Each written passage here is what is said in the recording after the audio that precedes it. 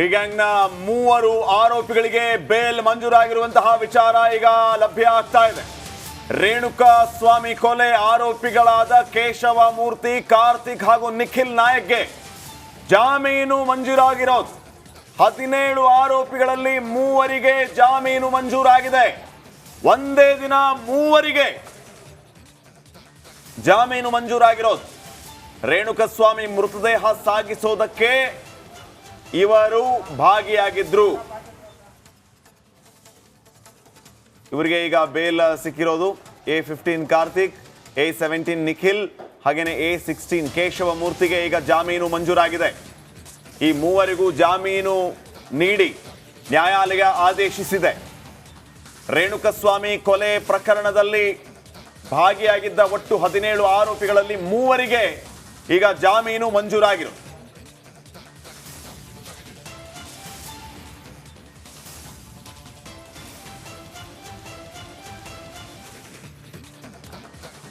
ತುಮಕೂರು ಜೈಲಿನಲ್ಲಿ ಇರ್ತಕ್ಕಂಥ ಆರೋಪಿ ಕೇಶವಮೂರ್ತಿ 2 ದಿನಗಳ ನಂತರ ಕೇಶವಮೂರ್ತಿ ಅವ್ರನ್ನ ಬಿಡುಗಡೆ ಮಾಡೋ ಸಾಧ್ಯತೆ ಇದೆ. ಈಗ ಜಾಮೀನು ಸಿಕ್ಕಿದೆ. ಜಾಮೀನು ಆದೇಶ ಪ್ರತಿ ಹೈಕೋರ್ಟ್ನಿಂದ ಇವ್ರಿಗೆ ಸಿಗಬೇಕು. ಸಿಕ್ಕ ಮೇಲೆ ಜೈಲಿಂದ ಹೊರಗಡೆ ಬರೋಕ್ಕೆ ಸಾಧ್ಯ ಆಗುತ್ತೆ.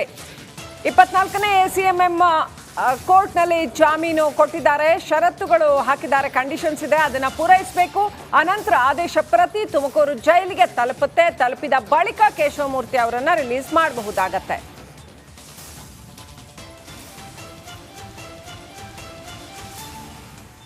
ಅಂತೂ ಇಂತೂ ಡಿ ಗ್ಯಾಂಗ್ನ 3 ಜಾಮೀನು ಸಿಕ್ಕಿದೆ. ಸೊ ಕೇಶವಮೂರ್ತಿ ಅವ್ರ ಪರ ಲಾಯರ್ ರಂಗನಾಥ್ ರೆಡ್ಡಿ ಅವರು ಮಾತನಾಡಿದ್ದಾರೆ. ಏನ್ ಹೇಳಿದಾರೆ ನೋಡೋಣ ಬನ್ನಿ. ರೇಣುಕಾಸ್ವಾಮಿ ಕೊಲೆ ಪ್ರಕರಣದಲ್ಲಿ ಅರೆಸ್ಟ್ ಆಗಿದ್ದಂಥ 17 ಆರೋಪಿಗಳ ಪೈಕಿ ಈಗ ಕೇಶವಮೂರ್ತಿ ಎನ್ನುವ ಆರೋಪಿಗೆ ಹೈಕೋರ್ಟ್ ಜಾಮೀನನ್ನು ಮಂಜೂರು ಮಾಡಿದೆ. ಷರತ್ತುಬದ್ಧ ಜಾಮೀನನ್ನು ಕೊಟ್ಟಿದೆ. ಈಗ ಕೇಶವಮೂರ್ತಿ ಪರ ವಕೀಲರಾಗಿರುವಂಥ ರಂಗನಾಥ್ ರೆಡ್ಡಿ ಅವರು ನಮ್ಮೊಂದಿಗಿದ್ದಾರೆ. ಅವ್ರನ್ನ ಮಾತಾಡ್ಸೋಗ್ತೀನಿ. ಯಾವ ಆಧಾರದಲ್ಲಿ ಇವತ್ತು ಜಾಮೀನು ಮಂಜೂರು ಮಾಡಿದೆ ಹೈಕೋರ್ಟು? ನೋಡಿ ಸರ್, ಈ ದೋಷಾರೋಪಣಾ ಪಟ್ಟಿಯಲ್ಲಿ ನಾವು ಗಮನಿಸೋದಾದರೆ ಇವರ ವಿರುದ್ಧ ಕಲಂ 302 ಹಾಗೂ ಕಲಂ 364 ಇವರು ಎಸಗಿರುವಂಥ ಕೃತ್ಯಗಳಿಗೆ ಆ ಒಂದು ಕಲಂಗಳು ಅಟ್ರಾಕ್ಟ್ ಆಗೋದಿಲ್ಲ. ಇದನ್ನು ನಾವು ಮಾನ್ಯ ಗೌರವಾನ್ವಿತ ಉಚ್ಚ ನ್ಯಾಯಾಲಯಕ್ಕೆ ನಾವು ಒಂದು ಗಮನಕ್ಕೆ ತಂದಿದ್ವಿ. ಮಾನ್ಯ ನ್ಯಾಯಾಧೀಶರು ಕೂಡ ಅದನ್ನು ಪರಿಗಣಿಸಿ ಇವ್ರದ್ದು ಜಾಮೀನಿಯ ಅಪರಾಧಗಳು ಅಡಿಯಲ್ಲಿ ಬರ್ತದೆ ಅಂತ ಹೇಳಿ ಜಾಮೀನನ್ನು ಮಂಜೂರು ಮಾಡಿದ್ದಾರೆ. ಕೋರ್ಟ್ನಲ್ಲಿ ಹೇಗೆಲ್ಲ ವಾದ ಪ್ರತಿವಾದಗಳಾಯಿತು ಈ ಜಾಮೀನಿನ ವಿಚಾರವಾಗಿ? ಹೈಕೋರ್ಟ್ವರೆಗೂ ಕೂಡ ಹೋಗುತ್ತೋ, ಸೆಷನ್ ಕೋರ್ಟಲ್ಲಿ ಸಿಗೋದಿಲ್ಲ ಅಂತ ಗೊತ್ತೋ, ಹೈಕೋರ್ಟ್ನಲ್ಲೂ ಕೂಡ ಜಾಮೀನು ಮಂಜೂರು ಆಗಿದೆ ಅಂತೇಳಿ ಯಾವ ರೀತಿಯಾಗಿತ್ತು ವಾದ ಪ್ರತಿವಾದಗಳು? ಯಾವ ಹಂತಕ್ಕೆ ಹೋಗಿತ್ತು ಅಂತ? ನೋಡಿ ಸರ್, ಈ ಒಂದು ಪ್ರಕರಣದಲ್ಲಿ ನಾನು ನಮ್ಮ ಅಭಿಯೋಜಕರಿಗೂ ಕೂಡ ನಾನು ಅಭಿನಂದಿಸ್ತೀನಿ. ಯಾಕೆಂದರೆ ಅವ್ರು ಏನಿದೆ ಭಾಳಷ್ಟು ಫೇರ್ ಆಗಿ ಅದನ್ನು ಅವರ ಒಂದು ವಾದವನ್ನು ಮಂಡಿಸಿದರು. ಇದು ಇವರ ವಿರುದ್ಧ ಜಾಮೀನಿಯ ಆರೋಪಗಳು ಕಂಡು ಬರ್ತಿದೆ ಅಂತ ಅವರು ಮಾನ್ಯ ನ್ಯಾಯಾಲಯಕ್ಕೆ ಅವರೇ ಕೂಡ ಅವರ ವಾದದಲ್ಲಿ ಹೇಳಿರ್ತಾರೆ. ಹಾಗಾಗಿ ನಾವು ಕೂಡ ಇದು ಜಾಮೀನಿಯ ಅಪರಾಧಗಳ ಅಡಿಯಲ್ಲಿ ಬರೋದ್ರಿಂದ ಇವರಿಗೆ ಜಾಮೀನನ್ನು ತಿರಸ್ಕರಿಸಲಿಕ್ಕೆ ಬರೋಲ್ಲ ಅಂತ ಹೇಳಿ ನಾವೇನು ವಾದವನ್ನು ಮಂಡಿಸಿದ್ವಿ. ಮೊನ್ನೆ ಉಚ್ಚ ನ್ಯಾಯಾಲಯ ಈ ಒಂದು ವಾದವನ್ನು ಮಂಡಿಸಿ ಈ ಒಂದು ವಾದವನ್ನು ಆಲಿಸಿ ಜಾಮೀನನ್ನು ಮಂಜೂರು ಮಾಡಿರ್ತಾರೆ. ವಿಶ್ವಾಸ ಇದೆ ಈಗ ಈ ಇಬ್ಬರು ಆರೋಪಿ ನಂಬರ್ 15 ಮತ್ತು 17 ಜಾಮೀನು ಸಿಗುತ್ತೆ ಅನ್ನೋದು? 100% ಜಾಮೀನು ಸಿಗುತ್ತೆ. ಯಾಕೆಂದರೆ ಸಾಮ್ಯತೆ ಇರೋದ್ರಿಂದ ಹೈಕೋರ್ಟ್ನಲ್ಲಿ ಏನು ಕೇಶವಮೂರ್ತಿಗೆ ಜಾಮೀನು ಮಂಜೂರು ಮಾಡಿದ್ದಾರೆ. ಇಲ್ಲಿ 15 ಮತ್ತು 17ನೇ ಆರೋಪಿಗೆ ಪ್ಯಾರಿಟಿ ಅಂತಾರೆ, ಪ್ರಿನ್ಸಿಪಲ್ ಆಫ್ ಪ್ಯಾರಿಟಿ ಅಂತಾರೆ. ಈ ಗ್ರೌಂಡ್ ಆಫ್ ಪ್ಯಾರಿಟಿಯ ಆಧಾರದ ಮೇಲೆ ನಾವು ಇಲ್ಲೂ ಕೂಡ ಈಗ ಅವರ ಗೌರವಾನ್ವಿತ ಸತ್ರ ನ್ಯಾಯಾಧೀಶರ ಗಮನಕ್ಕೆ ಇದನ್ನು ತರೋರಿದ್ದೇವೆ. ಇದು ಆರೋಪಿ 16 ಕೇಶವಮೂರ್ತಿ ಪರ ವಕೀಲರಾಗಿರುವಂಥ ರಂಗನಾಥ್ ರೆಡ್ಡಿ ಅವರ ಮಾತು. ಷರತ್ತುಬದ್ಧ ಜಾಮೀನು ಸಿಕ್ಕಿದೆ. ಷರತ್ತು ಏನೆಲ್ಲ ವಿಧಿಸಿದ್ದಾರೆ ಅನ್ನೋದು ಇನ್ನೇನು ಕೆಲವೇ ಕ್ಷಣಗಳಲ್ಲಿ ಪ್ರತಿಯನ್ನು ನಮಗೆ ಕೈಗೆ ಸಿಕ್ಕಿದ ಬಳಿಕ ಗೊತ್ತಾಗುತ್ತೆ. ಆದರೆ ಸಾಕ್ಷಿಗಳನ್ನು ನಾಶಪಡಿಸಬಾರ್ದು ಅನ್ನುವ ಷರತ್ತನ್ನು ವಿಧಿಸಲಾಗಿದೆ ಅನ್ನುವ ಮಾತನ್ನು ಹೇಳಿದ್ದಾರೆ. ಕ್ಯಾಮ್ರಾ ಪರ್ಸನ್ ಮಂಜು ಜೊತೆ ನಾಗೇಂದ್ರ ಬಾಬು, ರಿಪಬ್ಲಿಕ್ ಕನ್ನಡ, ಬೆಂಗಳೂರು. ಕಾರ್ತಿಕ್ ಹಾಗೂ ನಿಖಿಲ್ ನಾಯಕ್ಗೂ ಜಾಮೀನು ಸಿಕ್ಕಿದೆ. ಇಬ್ಬರಿಗೂ ಜಾಮೀನನ್ನ ನೀಡಿದೆ CCH 57ನೇ ನ್ಯಾಯಾಲಯ. ಷರತ್ತುಬದ್ಧ ಜಾಮೀನನ್ನ ಇವರಿಗೂ ಕೂಡ ಮಂಜೂರು ಮಾಡಲಾಗಿದೆ. ನ್ಯಾಯಾಧೀಶರಾದ ಜೈಶಂಕರ್ ಜಾಮೀನು ಮಂಜೂರು ಮಾಡಿರೋದು. ಈ ಮೊದಲು ಆರೋಪಿ 16 ಜಾಮೀನನ್ನ ಕೊಡಲಾಗಿತ್ತು.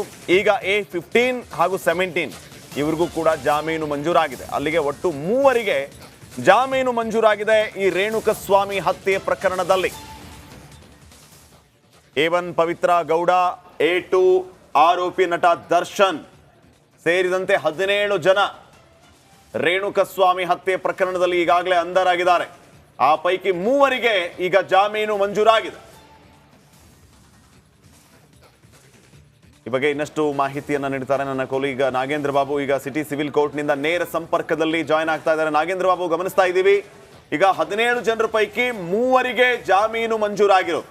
ಯಾವ ರೀತಿ ಇತ್ತು ಈ ಪ್ರಕ್ರಿಯೆ? ಇದರ ಜೊತೆಗೆ ಈಗ ಈ ಆರೋಪಿಗಳು ಸೇರಿದಂತೆ ಅವರ ಹಿಂಬಾಲಕರು ಬೆಂಬಲಿಗರಲ್ಲಿ ಒಂದು ರೀತಿಯ ಆಲೋಚನೆ ಏನಂತಂದ್ರೆ, ಇದು ಮೊದಲ ಹೆಜ್ಜೆ, ನಮ್ಮವ್ರೆಲ್ರಿಗೂ ಕೂಡ ಜಾಮೀನು ಸಿಗುತ್ತೆ ಅನ್ನೋಂಥ ಆಶಾಭಾವ ಅವರಲ್ಲಿ ಈಗ ಚಿಗುರು ಹೊಡೆದಿದೆ. ಏನ್ ಹೇಳ್ತೀರಿ? ಶ್ರೀಪಾದ್, ನೋಡಿ, 17 ಜನ ಆರೋಪಿಗಳು ಬಂಧನ ಆಗಿತ್ತು ಚಿತ್ರದುರ್ಗ ಮೂಲದ ರೇಣುಕಸ್ವಾಮಿ ಕೊಲೆ ಪ್ರಕರಣದಲ್ಲಿ.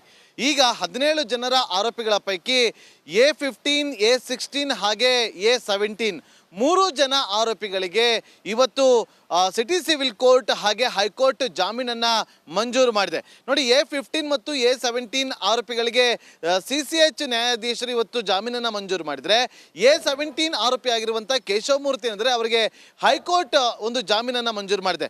3 ಜನ ಆರೋಪಿಗಳಿಗೆ ಷರತ್ತುಬದ್ಧ ಜಾಮೀನು ಮಂಜೂರು ಮಾಡಿದ್ದು, ಪ್ರಮುಖವಾಗಿ 3 ಜನ ಆರೋಪಿಗಳಿಗೆ ಒಂದು ಸಂದೇಶ ಏನಂತಂದ್ರೆ, ಯಾವುದೇ ಕಾರಣಕ್ಕೂ ಕೂಡ ಈ ಪ್ರಕರಣದಲ್ಲಿರುವಂತ ಸಾಕ್ಷಿಗಳ ಮೇಲೆ ಪ್ರಭಾವವನ್ನ ಬೀರಬಾರ್ದು, ಸಾಕ್ಷಿ ನಾಶಪಡಿಸುವಂತ ಕೆಲಸವನ್ನ ಮಾಡಬಾರ್ದು ಅಂತೇಳಿ ಹೈಕೋರ್ಟ್ ನ್ಯಾಯಮೂರ್ತಿಗಳು ಕೂಡ, ಅದೇ ರೀತಿಯಾಗಿ ಸಿಟಿ ಸಿವಿಲ್ ಕೋರ್ಟ್ನ ನ್ಯಾಯಾಧೀಶರು ಕೂಡ ಅದೇ ಒಂದು ಷರತ್ತುಬದ್ಧ ಆದೇಶದ ಮೇರೆಗೆ ಒಂದು ಜಾಮೀನನ್ನ ಮಂಜೂರು ಮಾಡಿದ್ದಾರೆ. ಈಗ ಒಂದು ರೀತಿಯಲ್ಲಿ 17 ಜನ ಆರೋಪಿಗಳ ಪೈಕಿ 3 ಜನರಿಗೆ ಒಂದೇ ದಿನ ಹೈಕೋರ್ಟ್ ಹಾಗೂ ಸಿಟಿ ಸಿವಿಲ್ ಕೋರ್ಟ್ನಲ್ಲಿ ಅವರಿಗೆ ಜಾಮೀನು ಮಂಜೂರಾಗಿರುವಂಥದ್ದು ಎಲ್ಲೋ ಒಂದ್ ಕಡೆ ಅಭಿಮಾನಿಗಳಲ್ಲಿ ಇನ್ನುಳಿದಂತ ಆರೋಪಿಗಳಿಗೂ ಕೂಡ ಜಾಮೀನು ಮಂಜೂರು ಆಗುತ್ತೆ ಮುಂದಿನ ದಿನಗಳಲ್ಲಿ ಅನ್ನುವ ಒಂದು ವಿಶ್ವಾಸವನ್ನ ಒಂದಷ್ಟು ಹೆಚ್ಚಾಗಿಸಿದೆ. ಕಾರಣ ನೋಡಿ, ಇವತ್ತು ನಟ ದರ್ಶನ್ ಅವರ ಒಂದು ಜಾಮೀನು ಅರ್ಜಿ ವಿಚಾರಣೆ ನಡೀಬೇಕಾಗಿತ್ತು, ಆದರೆ ಅದನ್ನ 27ನೇ ತಾರೀಕಿಗೆ ಮುಂದೂಡಿದ್ದಾರೆ. ಹಾಗಾಗಿ ಎಲ್ಲ ಒಂದ್ ಕಡೆ ಎಲ್ಲರಲ್ಲೂ ಕೂಡ ಗಮನಿಸ್ತಾ ಇದ್ರೆ, ಈಗ ಖುದ್ದು ನಾವು ರಿಪಬ್ಲಿಕ್ ಕನ್ನಡಕ್ಕೆ ಈ 3 ಜನ ಆರೋಪಿಗಳ ಪರ ವಕಾಲತ್ತನ್ನ ವಹಿಸಿದಂತ ವಕೀಲರಾಗಿರುವಂತಹ ರಂಗನಾಥ್ ರೆಡ್ಡಿ ಅವರು ಮಾತಾಡುವಂಥ ಸಂದರ್ಭದಲ್ಲಿ, ಈಗ ನಮ್ಮದು ಮೊದಲ ಹೆಜ್ಜೆ, ಮುಂದಿನ ದಿನಗಳಲ್ಲಿ ಇನ್ನುಳಿದಂಥ ಆರೋಪಿಗಳಿಗೂ ಕೂಡ ಜಾಮೀನು ಸಿಗುವಂಥ ಸಾಧ್ಯತೆ ದಟ್ಟವಾಗಿದೆ ಅಂತ ಹೇಳ್ತಿದ್ರು. ಆದರೆ ನೋಡಿ ಶ್ರೀಪಾದ್ ಪಾಟೀಲ್, ಒಂದು ವಿಚಾರವನ್ನು ಹೇಳಬೇಕು, ಇಲ್ಲಿ ಯಾವ ಯಾವ ಆರೋಪಿಗಳ ಪಾತ್ರ ಎಂಥದ್ದು ಅನ್ನೋದರ ಆಧಾರದ ಮೇಲೆ ಇಲ್ಲಿ ಜಾಮೀನು ಮಂಜೂರು ಆಗ್ತಾ ಇರುವಂಥದ್ದು. ಒಂದು ಕಡೆ ಆಕ್ಷೇಪಣೆ ಸಲ್ಲಿಕೆ ಆಗಿರ್ಬೋದು, ಅಥವಾ ಈ ಒಂದು ಪ್ರಕರಣದಲ್ಲಿ SPP ಸ್ಪೆಷಲ್ ಪಬ್ಲಿಕ್ ಪ್ರಾಸಿಕ್ಯೂಟರ್ ಅಲ್ಲ, ಅವರು ಕೂಡ ಒಂದು ವಾದವನ್ನ ಮಂಡಿಸಬೇಕಾಗುತ್ತೆ.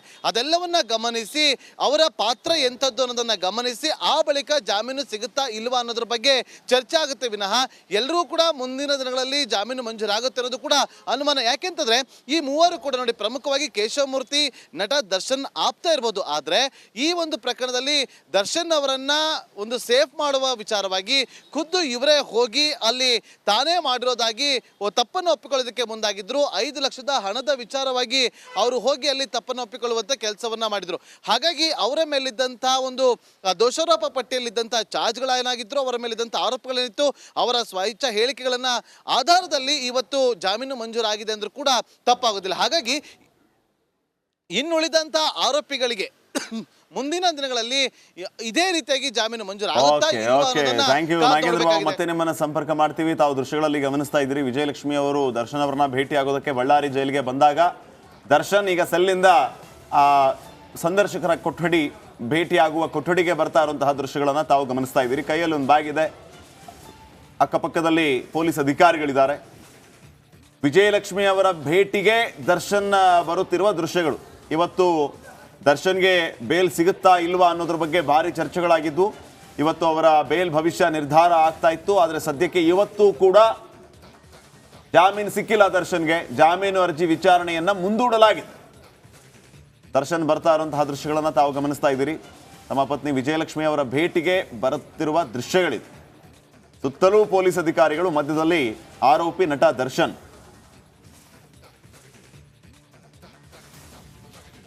ಬಳ್ಳಾರಿ ಸೆಂಟ್ರಲ್ ಜೈಲಿನ ನೇರ ದೃಶ್ಯಾವಳಿಗಳನ್ನು ತಾವು ಗಮನಿಸ್ತಾ ಇದ್ರಿ.